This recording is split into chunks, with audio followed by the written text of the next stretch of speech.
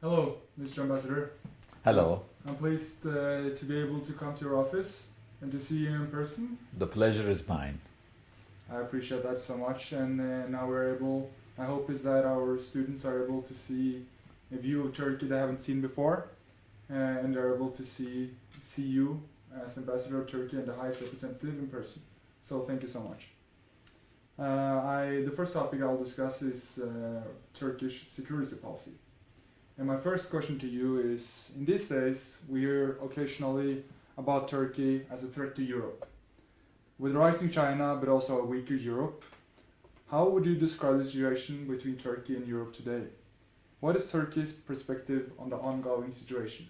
Yes. Turkey, a threat to Europe, is something that I would contest altogether. Turkey is actually an insurance policy for Europe rather than a threat.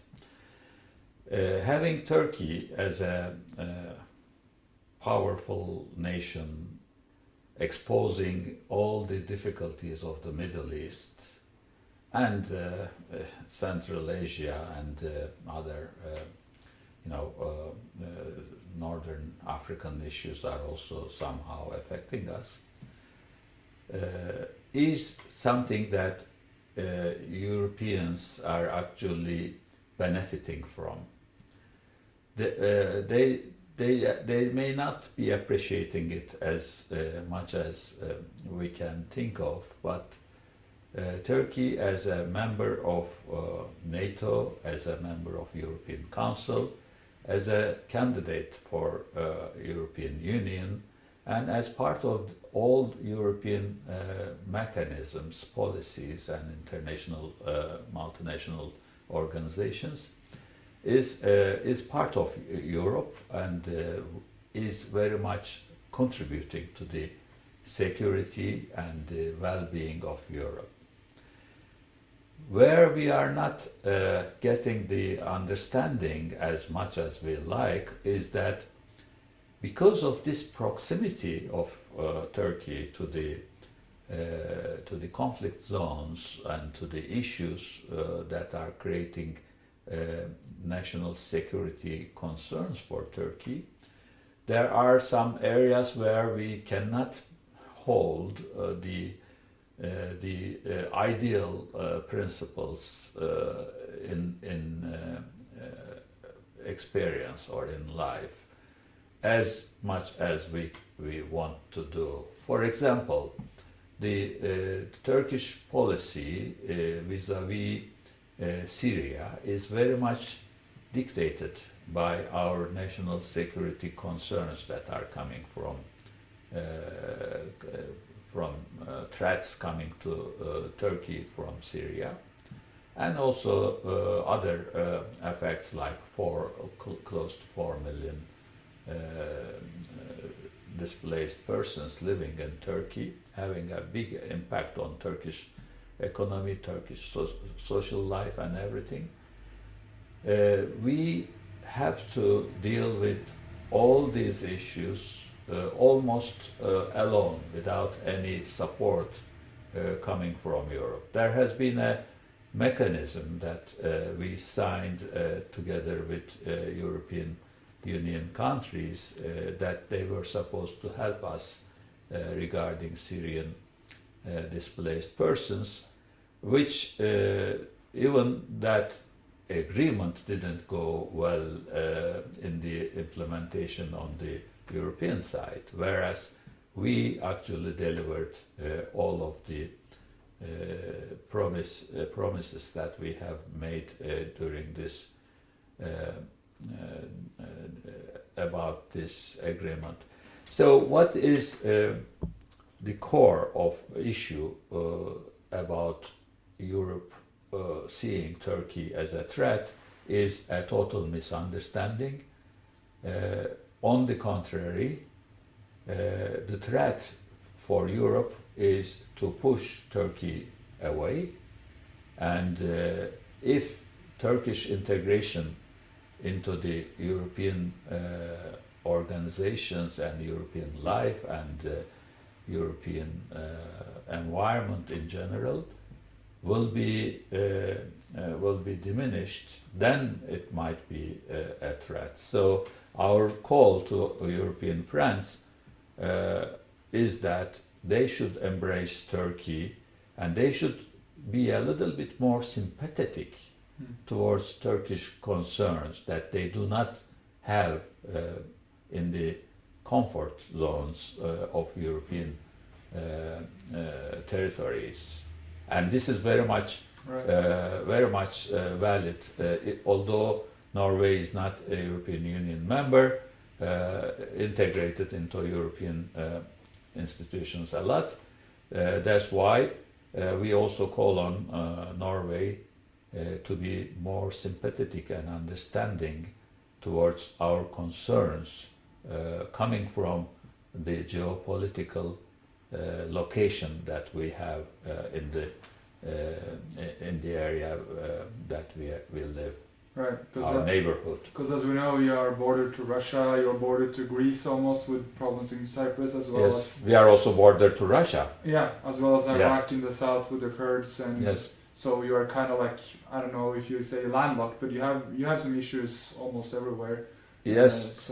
Landlocked is not the right term. We are surrounded by three seas: Black Sea, Aegean, and Mediterranean seas. And Turkey is very much of a seafaring nation as well as a land nation. But the concept of being surrounded by political and conflict zones, political problems and conflict zones is very much there. Turkey had the detrimental impact of the issues around us for a long time. The easiest way to describe this is for us to consider what would it be if Turkey was not struggling with the issues in the southern borders of it. Let us start with in 1940s and 50s, Turkey was very much integrated with Iran, Iraq, Syria, Lebanon, and Afghanistan and Pakistan. And these countries were forming regional groups, and we were looking forward to the integration with the rest of the world. All these countries were pursuing pro-European policies, and their regimes were very much looking forward towards better relations with Europe. What happened after that is a long history of almost 40 years that the Islamic revolution in Iran, and then Iran-Iraq war, then Iraq's invasion of Kuwait, and then Iraq's invasion of Iraq by United States, and the Syrian case. All these are, only one of these cases would have a destabilizing effect on any neighbor. And we went through all these one by one over the years, which dragged back Turkish economic development in such a way that nowadays what we are doing, even though under these very difficult conditions we have improved our economic power to have at least a reasonable lifestyle for our people. We of course wish much better, but what it would be if all these issues were not dragging us back from our borders. We would have economic integration. We would have some of the best economies in the world if the the resources of these 4 or 5 countries that I mentioned. Iran and Turkey are very big countries in terms of population, and Iraq, Syria are very rich in terms of their natural resources, oil and gas. And how beautiful it would be if these countries were in the same manner that were cooperating with each other in the scheme that we were working on in 1950s. Right. What happened after that is not our blame. I mean, we are not going to be blamed for that, and we accuse international powers, European or cross-Atlantic powers, for most of these troubles to come to this point. And yeah, we have to take care of ourselves under this difficult situation, but it is not because of us, and we wouldn't be blamed out of security focused attitudes that we have these days, and we have to keep our home safe. We have to keep ourselves safe from all these threats, first of all. Yes, and if we keep ourselves safe, Europe will also be safe. So the stability, integrity, and well-being of Turkey is the most important insurance policy for Europeans. And we actually like to make this point as clear as possible to our friends in Europe. And Europeans actually realize this. That's why our relations are still, going on, and most of the time the responsible governments are able to realize this important factor. But unfortunately, not all the time about the public opinions, the media, the academia, and think tanks, etc., the experts. Their opinions are generally very negative about Turkey, and they are trumpeting negativism about Turkey, which would backfire about the well-being and prosperity of Europeans. So Right. that is what I can say. That's a good, very, very interesting topic and a very interesting answer you gave me. If we're looking more towards the south of you and to the situation in Syria, Yes. how do you view the future of Turkey staying in Syria, and what is the current objective there, policy-wise? Yeah. Turkey had to implement 3 military operations in Syrian soil in the last 2-3 years. This is because of the direct security threat that is coming from Syrian territory. When Syria was a chaotic place, is a chaotic place still, because of the problems, multiple problems that their people are facing. The regime, bombing its own citizens, and civil war. What happened in the region that is called Arab Spring had the heaviest toll in Syrian case. Maybe Yemen can compete with that in terms of the devastation, but Syria, Iraq is also something of a different magnitude in terms of the in terms of the troubles. But Syria is the worst because of the multiple issues. The regime on one side, the Daesh, ISIS as it is known in this part of the world, their Arabic name is Daesh. Their rise and their ability to control territory created a lot of chaotic situation in the region.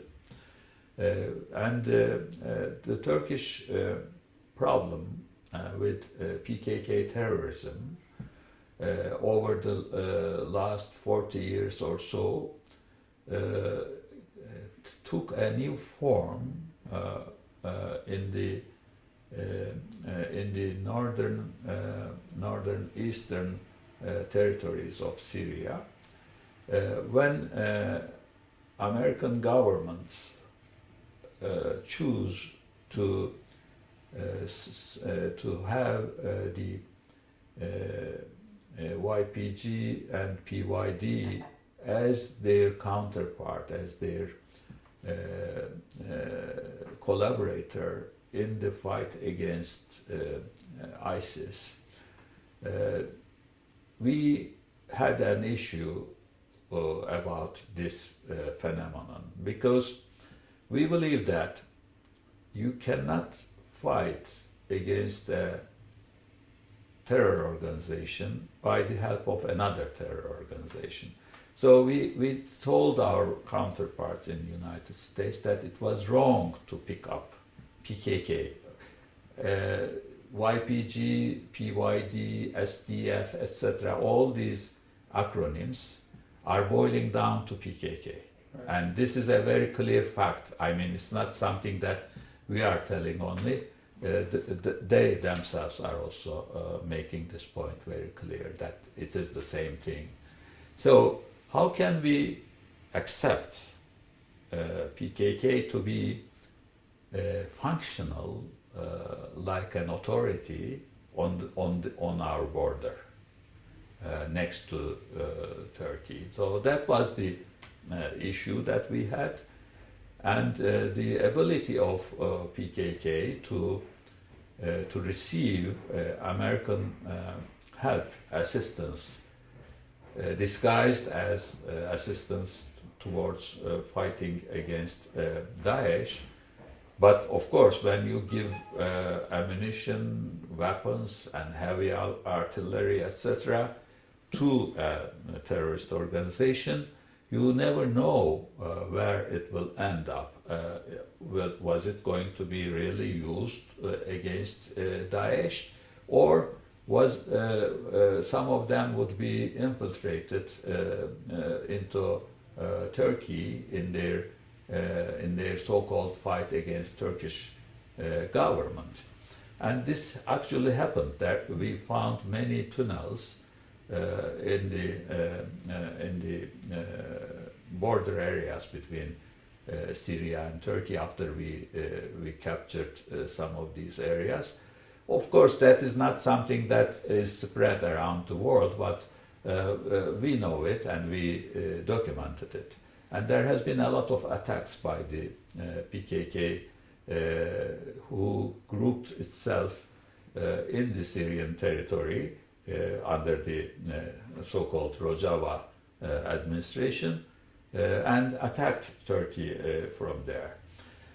So this is the last one that we have made, and before that there has been two more that secured and stabilized other areas in the Turkish-Syrian border. If you look what happened after the Turkish military operations, there are of course sides who would jump up and down when Turkey started the operation, and it was very visible in the last one when in November October last year, I mean not 2020, 2019 October, when we started operation Olive Branch, there has been That was the olive branch was the previous one, and the last operation is the spring, peace spring. And the Norwegian public was very much agitated.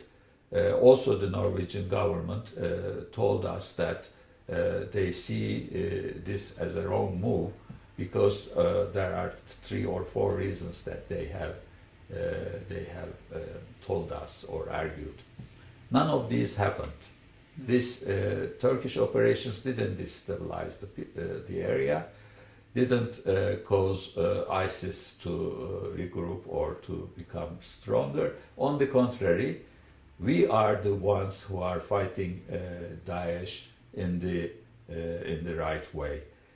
For example, nobody in Norway is aware that those Rojava authorities that many are actually trusting in Norway, very strangely, are actually responsible from releasing up to 6,000 ISIS members from their control for different reasons, different ways. Some of them are bribing their freedom.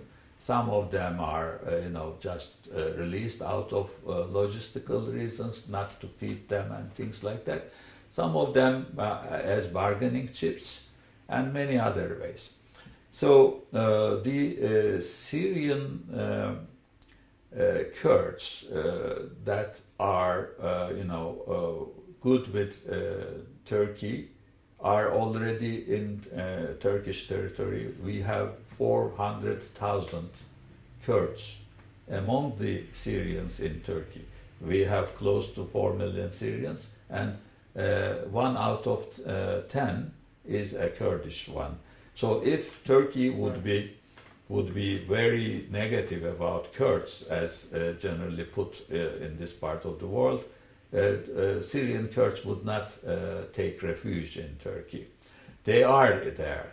Those who are telling you horror stories about Turkey are PKK-related people, and that is how they are destabilizing the region. The point of the PKK-run so-called administration in the Syrian territories was that they are fighting against ISIS on behalf of the international community. That is an illusion. They had occasional fights against ISIS to be able to create and cleanse an area that they can claim authority over.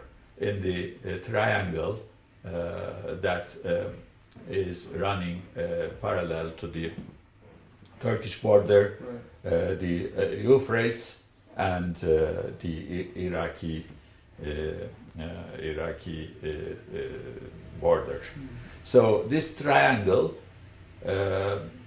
was not fully Kurdish. There has been Kurds living there, but there has been also Arabs and others living in the same area, non-Muslims also, Aramaics and others. Now, after the ISIS captured most of this area, and after the clearing of this area from ISIS with the help of United States and the coalition against Daesh, there are only PKK influenced Kurds in the area claiming the authority. And the other Kurds are in Turkey, 400,000 of them, and the Arabs are in Turkey, most of them. If they are pro-regime, they might be in the south, but if they are not pro-regime, they have already fled to Turkey. Or in Istanbul. Yeah, most of them are in Istanbul, and some are spread in the cities of Turkey. Yeah. So, this what Turkey did in terms of military operations, in terms of going into Syrian territory, is not an attempt to invade or to control Syrian territories. We are respectful of the territorial integrity of Syria.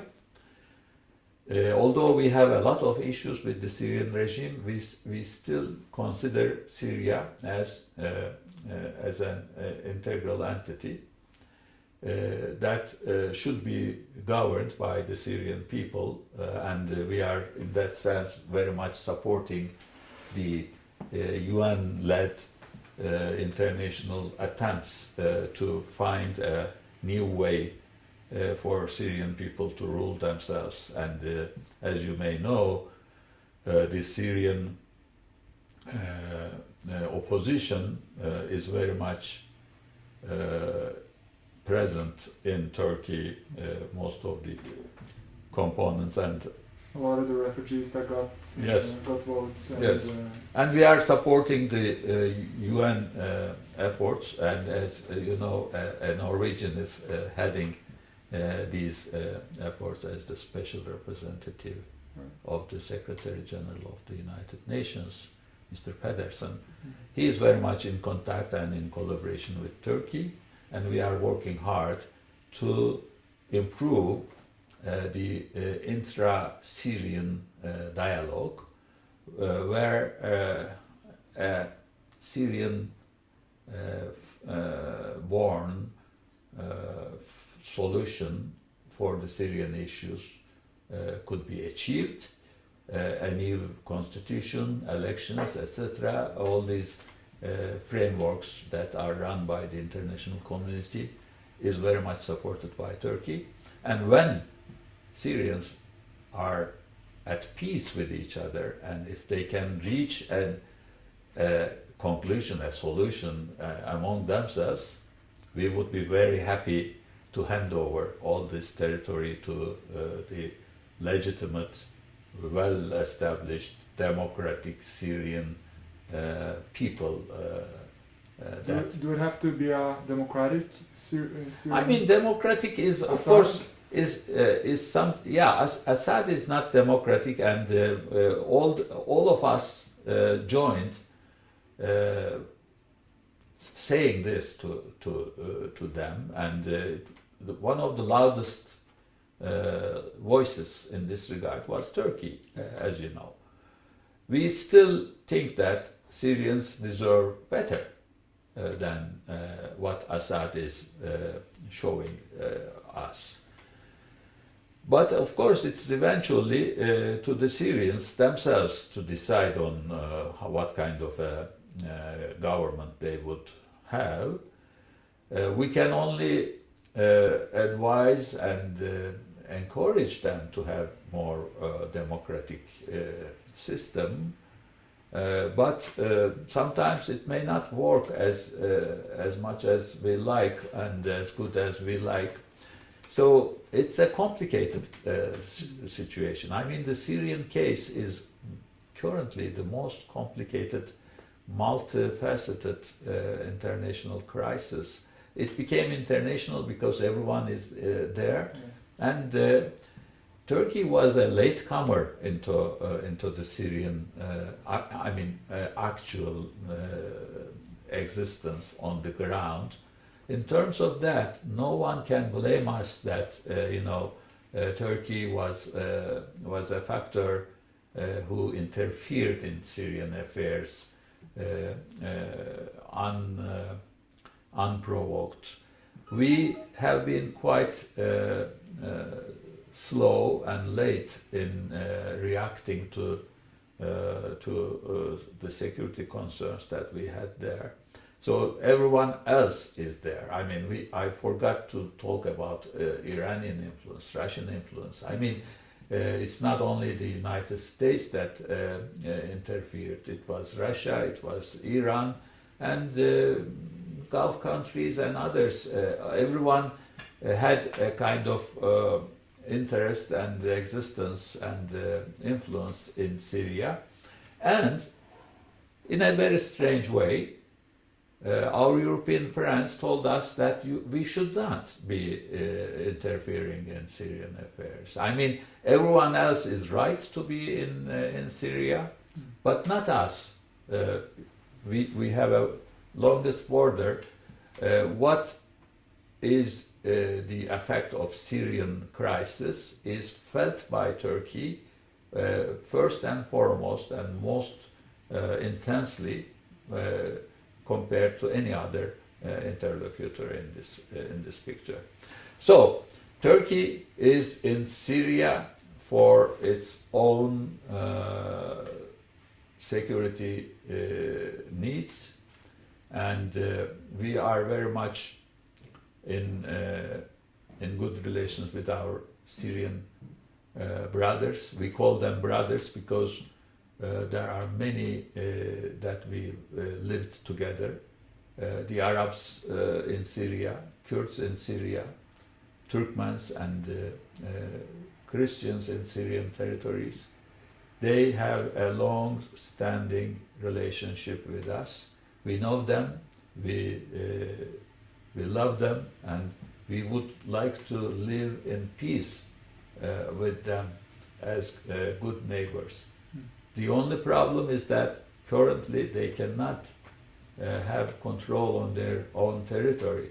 I mean, we have seen the rise of Daesh, we have seen rise of PKK terror in the region, and we cannot let it go to have an internationally recognized terrorist organization, PKK, have a territorial claim and ability to run an entity that would be designed to turn into something later on.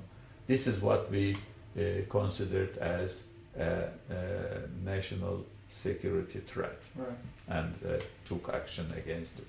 And it's more understandable for you to take that topic seriously because you share the borders with them, actually borders. Yes. Something that we in Norway and most of Europe doesn't do. Which Yes. You are one of the only ones. And you say you're kind of critical to Bashar al-Assad, which is the leader of Turkey, and that's something common. Leader of Syria. Yeah, but Yeah. that's something very common with the Western atmosphere, Yeah. especially NATO countries like the United States. Yes. And that comes over to my next question, Yes. which is, since the election of Donald John Trump, how is the relationship between Turkey today and the United States today? Yeah. And how has it improved or worsened over the last 4 years?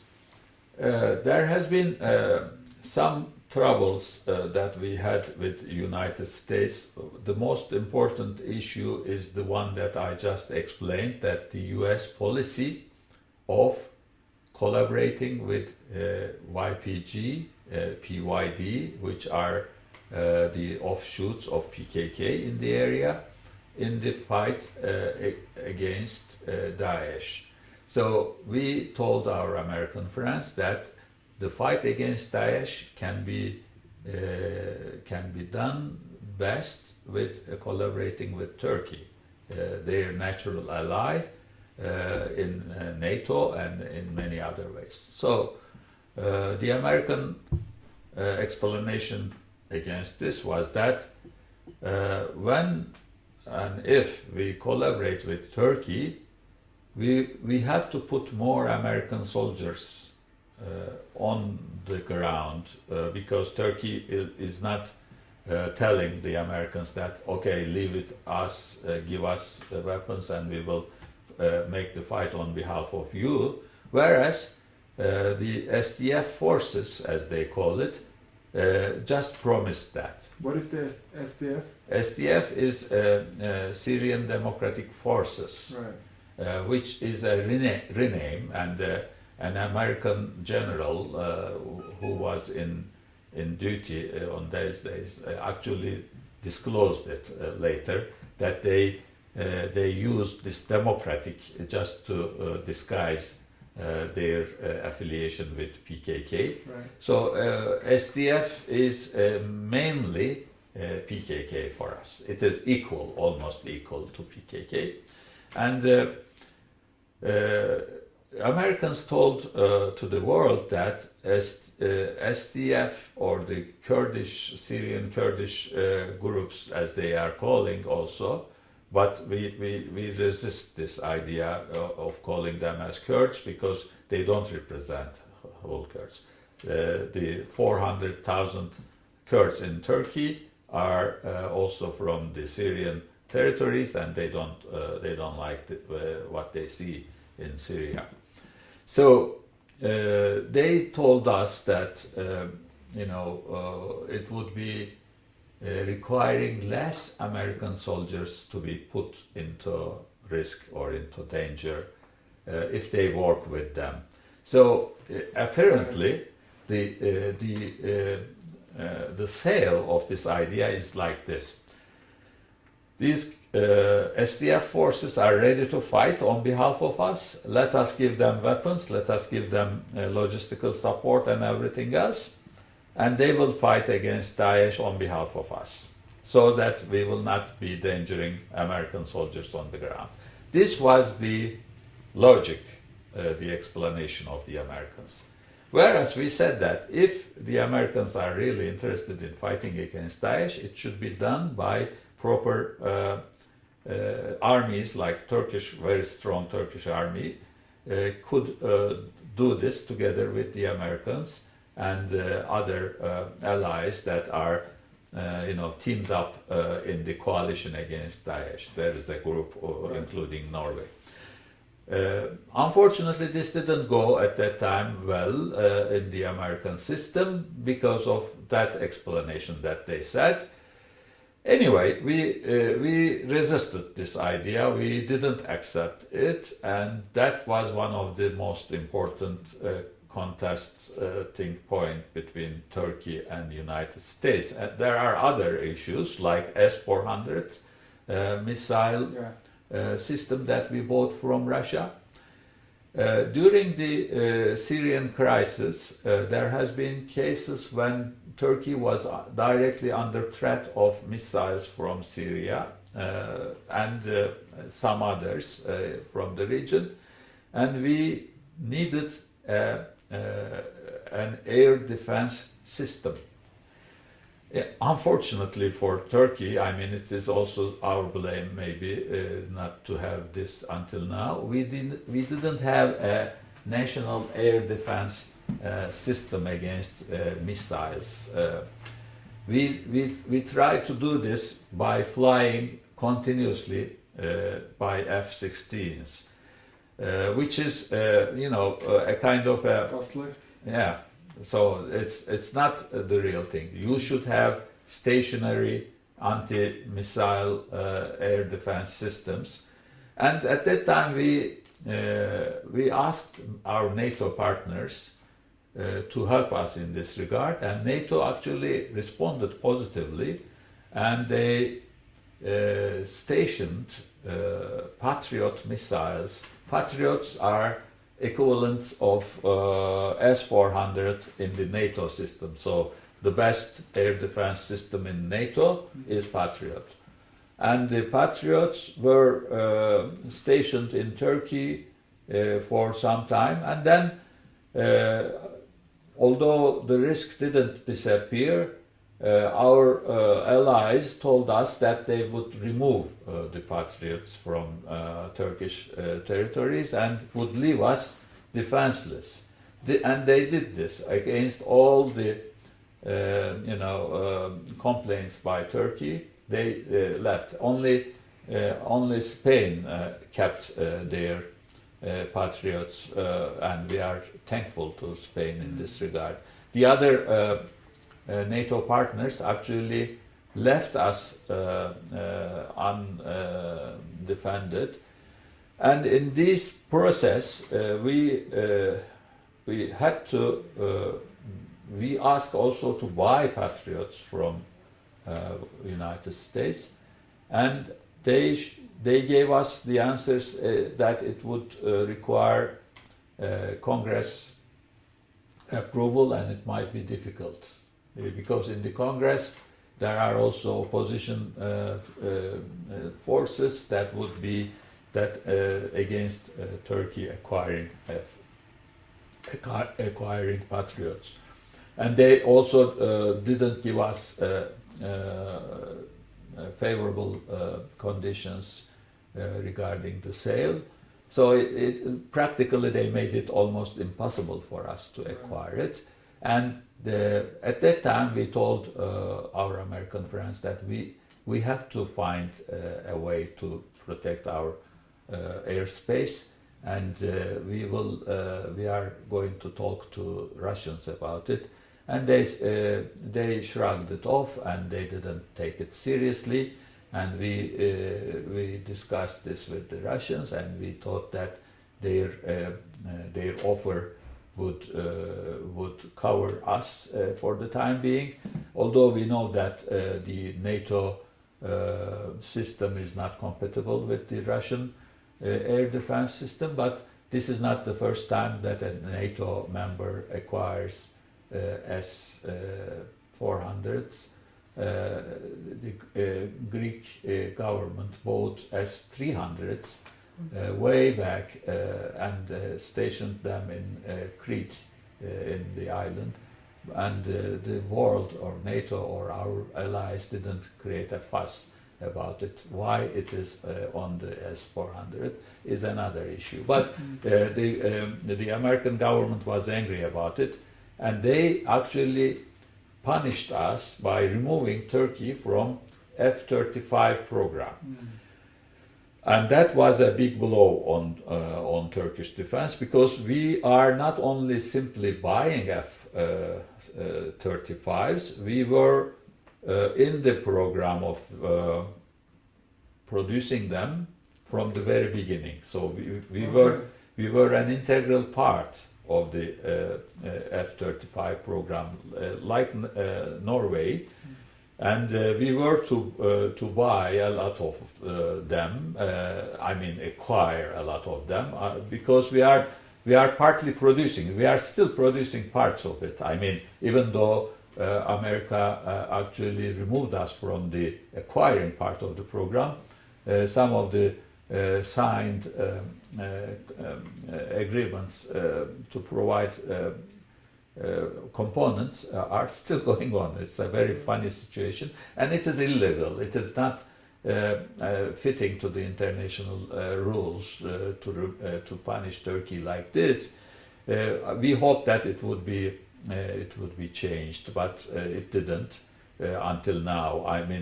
If they will take us back into the F-35, it would be a very big encouragement for us to normalize relations, to improve relations with the United States. There is another contesting point with the United States, is that in Turkey we had a coup attempt in 2016, 15th of July. And this coup attempt was planned, staged, and implemented by the followers of someone called Fethullah Gülen, who poses itself as a preacher, as a Muslim leader, but having ambitions to rule Turkey. We realized after the coup attempt that is having a kind of a protection and ability to run a huge international network from American soil. We believe that United States is protecting, covering, and harboring Gülen, which we call them as FETÖ after the coup attempt. It is Fethullah Gülenist terrorist organization. That is the acronym. And we believe that that is a national threat to Turkey, and it's a terrorist organization who staged and implemented a bloody coup attempt in Turkey. So we want US to extradite Fethullah Gülen to Turkey, not to harbor him anymore, and not to support him anymore. Earlier support could be could be somehow explained, because with Fethullah Gülen, the Turkish government for a long time collaborated and had good relations, because they were showing a nice face to all of us. They were quite positive Muslims, having education in mind, and that kind of political Islam as an ideal were represented by them, and we were deceived, even in Turkey, by their good reputations that they were able to show to the world for some time. Now, after the coup attempt, of course, they are now disclosed, and we would like U.S. administration to realize this and to act in that sense. So all these are, there are some other minor issues, but these are the main issues with the U.S. administration, and most of them are independent of whether Obama was the president or the Trump administration was in power. Trump administration showed some understanding of some concerns of Turkey in the later stages, and Trump himself had a dialogue with our president. Sometimes that dialogue made some positive improvements in our relationship, and we were able to make our point. For example, in the S-400s, there's a famous say. I think he tweeted it, saying that Turkey is right in acquiring S-400 because we didn't sell them Patriots. So this was made disclosed by the U.S. president. Yeah. I know that the U.S. establishment hated this disclosure, and they, of course, sometimes even the big countries like United States may make a mistake, and nobody would like to admit these mistakes. And in many cases, we find ourselves in the difficult situation to tell Americans that they are making a mistake. When we say it, they are angry about, who are you to tell us what to do? And then they continue. And then 2-3 years later, generally, this happened with me personally in many occasions. They admit later on that we were right, but they still explain it from the conditions of what they assume at that time was the right thing. So now that the Trump era is also finished and Biden is in power, we are looking forward in better relations with the United States in those difficult files. We will have many talks, many relationship.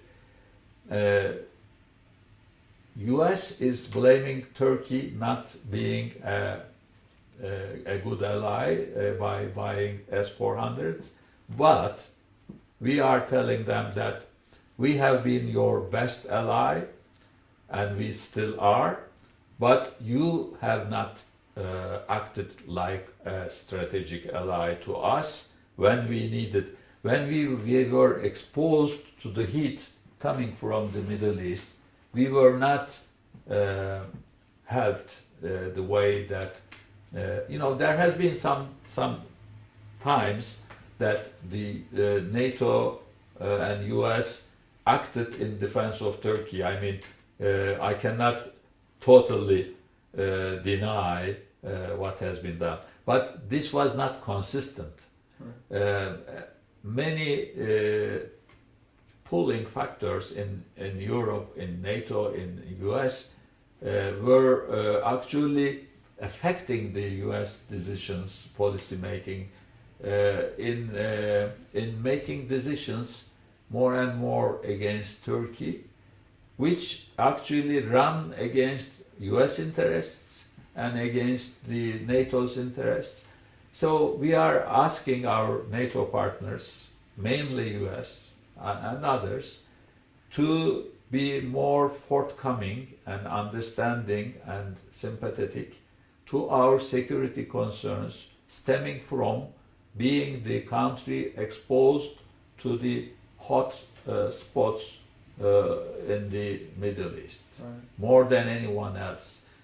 Turkey is the first defense of Europe or NATO vis-à-vis the destabilizing and threatening situations in the Middle East. Right. Of course, we do hope that the future is going to be brighter than it is today. But now with a new administration with more fresh papers. But again, the foreign policy of the United States probably are going to be much the same. Yes, In good ways and bad ways. But according to the Israel-Palestinian conflict, they might be different. yes, Which is not really related, but it's related to my last questions about security policy. yes. And it is in the media in these days we hear a lot about the ongoing crisis between Armenia and Azerbaijan. Mm. Could you briefly describe the situation between the countries and perhaps what the real interest Yeah. from the Turkey perspective there is? Yes. Armenia-Azerbaijan issue comes from the collapse of the Soviet Union, and from that time onwards, there is a pocket of Armenian population in Nagorno-Karabakh, and that pocket is under the internationally accepted, and the Russian definition was also like that, of Azerbaijan. So inside Azerbaijan there is a part which is called Nagorno-Karabakh. The Armenians call it as Arshak, and they claim some kind of autonomy of this area. Whereas the Azeri government, after the collapse of the Soviet Union, the Azerbaijan of today was established like many other republics, more than 10, it was 13 republics that came out. Yeah. So Azerbaijan and Armenia were one of two of them.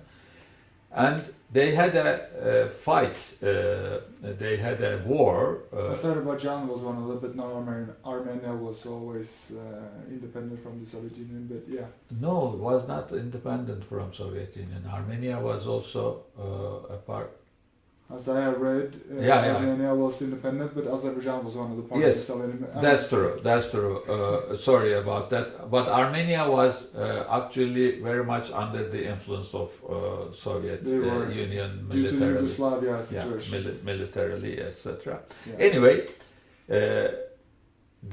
after the collapse, there has been a war between Azerbaijan and Armenia over the Nagorno-Karabakh, and at that time, Armenia was able to invade large territories of Azerbaijan, not only the Nagorno-Karabakh region that is mainly populated by the Armenians, but also the surrounding areas which connects Nagorno-Karabakh to Armenia logistically, were also invaded, occupied by Armenians. It was because the chaotic situation in Azerbaijan at that time, removing out of the Soviet system, was a traumatic situation, and they were not able to defend their territories, and Armenia actually invaded the Azerbaijani land, and close to 1 million Azeris had to flee from the surrounding region of Nagorno-Karabakh to the proper Azerbaijan, to Baku. So if you go to Baku, there are places where people are living temporarily under tent or similar conditions in Baku, waiting to be relocated to their lands, which is occupied by Armenia for 30 years or so. This was the situation until a couple of months ago, maybe 6 months ago. When was it that the Armenia started in a very strange way? Armenia started to attack Azerbaijan, not only in the contested area, but somewhere totally unrelated, and they provoked the latest war actually.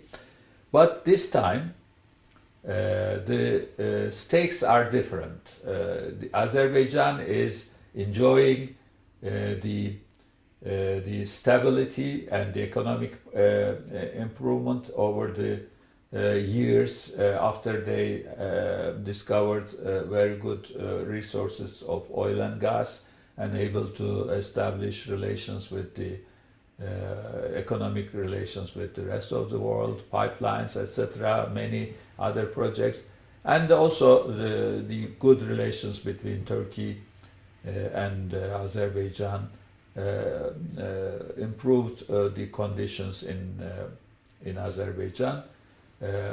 I should explain the relations between Turkey and Azerbaijan as these are two, we call it one nation, two states. Azeris are Turks, and we consider them as one of us. We speak the same language, a little bit of variation between Azeri Turkish and Turkish Turkish. There are some changes, some differences, but we can easily communicate, understand each other, and we share the same values, culture, ethnic background, religion, and many other things. So we consider ourselves as the same. I mean, it is even more than the Nordic, countries sympathizing with each other. We are from the same root. We are brothers in that sense, brothers or sisters. That's why we would always support Azerbaijan, whatever is the case. And in this case, when Azerbaijan was attacked recently, they decided to solve this so-called frozen issue. The occupation of Armenia, of the Azeri lands, were internationally recognized. I mean, international law and the international organizations recognizes that this was Azeri land, which was occupied by Armenia, and there has been some process of solving this issue. Some international groups under OSCE were trying to find a solution, but this was so passive and so ineffective. For over the years, they have not done anything, and currently, we were also part of this attempt, but it didn't work. So Azerbaijan thought that it is enough is enough, and they will get back their lands, which were occupied by Armenia, and they started a full-fledged operation to get their territories back. And this is what happened. Actually, this is the restitution of justice and fairness that has happened. Not like the Armenian sources are, trying to provoke everyone in Europe using also Christianity, etc., some other channels to get sympathies or to get help from from the other countries. But this is actually the fairness or the right thing happened, and Armenia has to accept this reality and should accept the hand of the gesture, the hand of friendship that has been forwarded by the Azeri leadership after their victory. They told Armenia to recover from this war and to cooperate with Azerbaijan in good neighborly matter on areas of other issues that they have to discuss. Currently, Armenia is suffering from economic backwardness compared to the neighboring countries. They are not able to be part of international schemes of trade routes or pipeline routes and other things, and because of they found themselves stuck in history against Turkey and in territorial dispute against Azerbaijan. I don't know what is their relations with Georgia, but I believe it is not also wonderful. So they are forced to accept the Russian influence in every area, and compared to Azerbaijan and Georgia, they have not developed their economic situation that much. Although Turkey has also offering this to Armenia for a long time, leave the historical baggage behind. Let us continue in day-to-day cooperation, and Turkish economy is so big and so beneficial to Armenia if they have good relations with us. They would have already, a totally different country if they were able to normalize relations with us. But they ignore Turkey. They would like to keep the animosity against Turkey that is coming from their reading of the history. And they are doing the same thing to Azerbaijan. And it is actually, they are harming themselves more than anyone. And we are asking our European friends who have an influence on saying the influence over Armenia to encourage Armenia to normalize relations with Turkey, Azerbaijan, and become a part of the regional groupings, properly continue. That is the only way that their population would benefit from the positive things. Whereas the Armenian diaspora in Europe and America is actually forcing Armenians to continue this battle because in their comfort zones in Europe and in America, the Armenians are comfortably able to continue the animosity towards Turkey and Azerbaijan, whereas it is the Armenians in Armenia who are actually suffering from the economic problems that they have. Something Azerbaijan doesn't do that much compared to Armenia, which, yes, as you say, need Russia with them all the time because they don't have anything else. So a very interesting thing. Now towards a different topic. Turkey more on higher education. That's my topic. Yes. Turkey on higher education. I would like to ask you, how important is the huge numbers? How important do you think the huge numbers of foreign students in Turkey are for your country and your That is a very key element in our diplomacy, in our cultural policies. As you can appreciate when you look at the map, Turkey sits in the middle of so many things.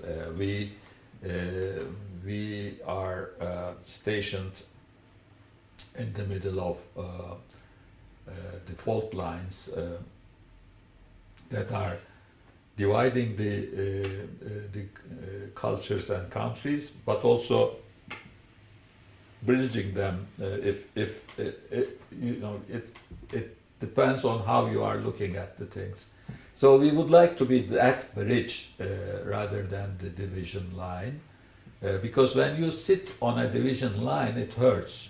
That there is this analogy that I always used when we discussed this: Europe versus Asia, or Central Asia, Middle East, and North Africa. The combination of all these. If these are removing apart from each other, it hurts us because one of our leg is on Europe, one of our leg is in Asia, and if the divisions are larger, then our legs will be stretched. It would feel very uncomfortable. Whereas if they are together, we would be in a very good position of communicating, making it possible, economic relations, cultural relations, and everything. That's why we have this kind of an outreach to a variety of cultures and countries that not any other can come close in the world. We have a lot to share with Asia, Central Asia, and Far East. If you talk to an Indonesian or Malaysian, they will be able to tell you how Turkish approach to life is very much similar to what they have in mind. And with Europe, as I explained at the beginning, we are Europeans much more than people are thinking. That has been long history of Turkish existence belonging to Europe. And recently we have also launched a kind of a program towards Africa, more relations with Africa and outreach to Africa. We have increased the representation of Turkey in African capitals enormously in the last 10 years or so. Now we have almost, we have embassies almost in every African capital. There are only a couple of them that is left, and we are working on it. Turkey has the 5th largest international network around the world. So this is something that is not known much. Turkey is ranking 5th or 6th. It was 6th and became 5th recently, as much as I know, in terms of the number of embassies abroad. While many other countries are closing embassies out of financial limits, etc., we have been increasing them a lot. So why I am telling this is that natural connection to Asia, natural connection to Europe and Middle East. Of course, I mean, when I say Asia, I am including Middle East also in that, because we obviously lived with the Middle Easterns, I mean Arabs and the Iranians, for a long time together in the same area, and 400 or 500 years we actually ruled most of the Middle East. So this is giving us a very specific ability to make sense to a large group of people. And in Africa also we are improving our connections, and we established an institution that would focus on foreign students in Turkey, that is called YTB. It has a very aggressive, in a positive sense, policy and program of providing scholarships to foreign students especially in the underdeveloped world around us. But also it's open to everyone. Even some Norwegians are able to get scholarships through that. Apart from the scholarships, it's also a mechanism to find ways of coupling students with Turkish universities. We increased the university network in Turkey. We doubled it almost in the last 10 years or so. There has been a lot of very good universities in Turkey already, and we improved their ability to receive foreign students in the recent years. And it is currently 150,000 students, foreign students in Turkey, and we are aiming to increase it to 200,000 by the year 2023. By the way, 2023 is a very important year for Turkey. It would be the 100th year of the Turkish Republic, established in 1923. It would. We have a lot of programs to come to a peak in 2023, in a way to explain or show to the world that what happened in 100 years in Republic of Turkey after the destruction of the First World War and the dismantling of the Ottoman Empire, how Turkish Republic did in its own affairs and internationally. That's why we aim to receive students from, especially from the underdeveloped world around us, in a way to give them ability to have a world-class education, to change their country, to improve their country. So these are the seeds of development that we are spreading around the Middle East and Africa. And Central Asia, obviously. South America. Yeah, this idea, yes, South America even. This idea came to our, existence because of the Central Asian republics. When Soviet rule ended, we abruptly found ourselves having very good relations, of course, with the Central Asian republics, with the Turkic republics, as they were called.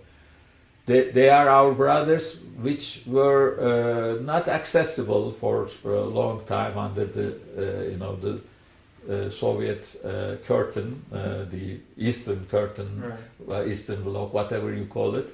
They were not accessible to us. They didn't have much connection to us. We didn't have a day-to-day connection to them. Although we had them in our heart, we had them as our distant brothers.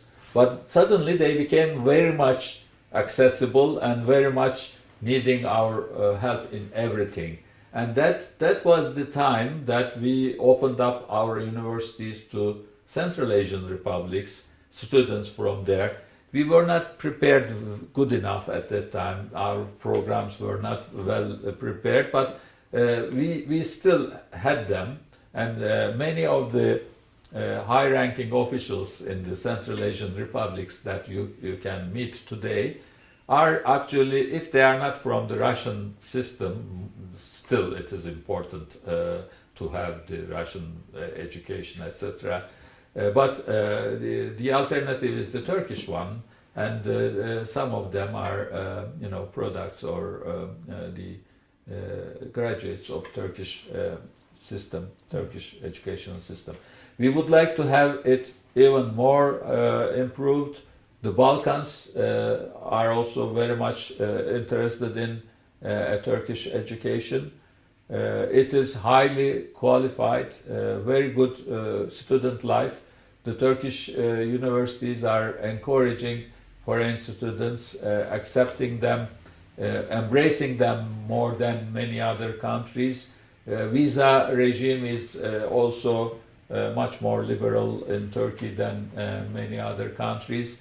So we have an ability to attract foreign students around the world, but we are more proud to be able to provide them, especially when they don't have any other option. I was ambassador to Yemen before, in 2011 to 2016, and at that time I was in charge of also spreading the word for Turkish education in Yemen, and we had some programs of Turkish universities promoting themselves, and I remember making it 10 times. The Yemeni students are still, coming to Turkey in huge numbers. This is something that makes a lot of difference. Currently, a Yemeni bright student, a kid, would not have access to any education in their own country. They would not have access to reach any European country. It requires miracles to happen for a Yemeni boy or girl to have an ability to move to Europe these days. But they can still reach Turkey, although that is not also very easy. But this kind of, Somali people, people from Kenya, Mali, everywhere, should be able to, if they are good in academic terms, they should be able to have an ability to have a decent education. This is what we are very proud of it. We will pay everything for that. Of course, there will be some others paying their own, and in some cases, these are actually paying each other also. Someone from a rich background paying the tuition fee in Turkish university is actually paying the education of 2-3 others. Yeah. We have schemes like that, which is something that we are very proud, and you will see the difference of it. In African countries, you will have, we already started to see the results of it. Suddenly someone is appointed a minister of something, and then he speaks Turkish to us. He tells us that he is graduate from Istanbul University, Department of Engineering, etc. So this is what we are looking after. I mean, to have our cultural background, our ability to reach everyone, that would be turned into something positive for the world. We are very much excited about this program. I'm very glad for hearing all these things, because again, I was going to ask you about what does the government do to promote education, but you just answered that.